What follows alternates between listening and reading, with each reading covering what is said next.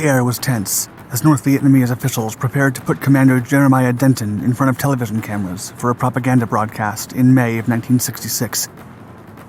Denton had been a prisoner of war for almost a year, and he was asked to behave and do as he was told. For a while, he obeyed and followed the instructions, but when he was asked about the United States' involvement in the war effort in Vietnam, Denton went off script. While answering the interviewer's questions, Denton then began blinking in a seemingly random fashion. His captors questioned him about it, but he pretended to be annoyed by the camera lights. Unbeknownst to the North Vietnamese officers, Denton was actually using a series of long and short blinks to relay a message in Morse code. The word spelled T-O-R-T-U-R-E.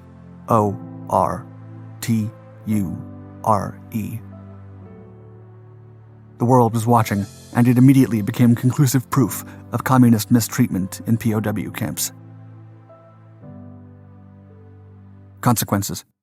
However, when the communists realized what Denton had done, he was harshly beaten and punished.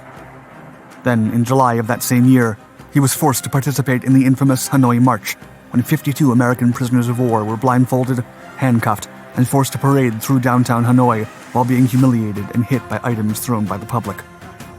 Prodded at the point of bayonets, the Americans were used as props in a show for an audience of up to 100,000 spectators. Denton was transferred several times and served time in different prisons across the country, spending 4 years in solitary confinement and sometimes being placed in coffin-like boxes.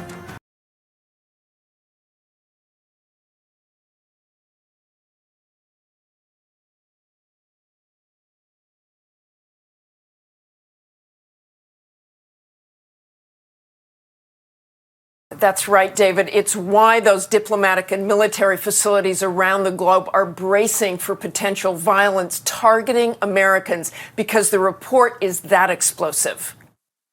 Despite the risk, the White House said today it supports the release of the report, described as extremely graphic, with shocking detail about waterboarding and other interrogation methods the CIA conducted during the dark days after 9/11. As one person familiar with the report said, it will sound bad. It is harsh.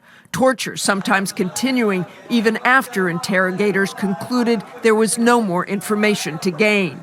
Waterboarding, the simulated drowning demonstrated here, was halted years ago, but the majority Senate Intelligence Committee findings conclude that the CIA misled the Bush administration about the methods and the results of the coercive interrogation conducted at so-called black sites outside of the U.S. The former president is standing by the CIA. These are patriots. And whatever the report says, if it diminishes their contributions to our country, it is way off base. The CIA argues that waterboarding was key, not only in stopping future plots against America, but finding Osama bin Laden. There's going to be disagreement at the end of the day about the value of this information. President Obama has not said definitively whether he thinks torture worked, but today the White House said even if it did, the president does not believe it was worth it. The U.S. war in Afghanistan in 2001 resulted in the death of more than 240,000 people in Pakistan and Afghanistan, including more than 70,000 civilians.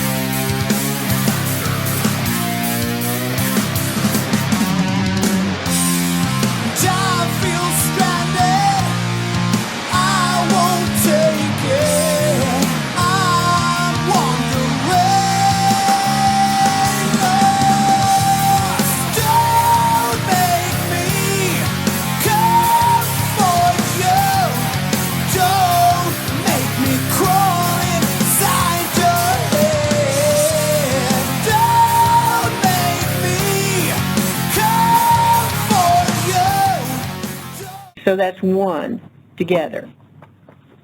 Are those combined, or is that in separate? Well, really, what I want to discuss is whether we can refer that report to the district attorney. Oh, okay, so that's not really a... This is another one of these cases probably.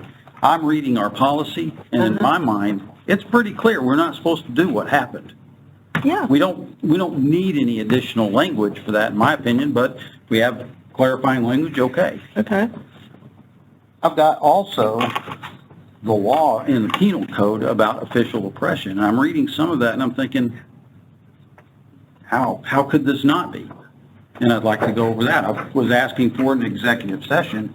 Now everybody knows I think there may have been a criminal violation as a result of that.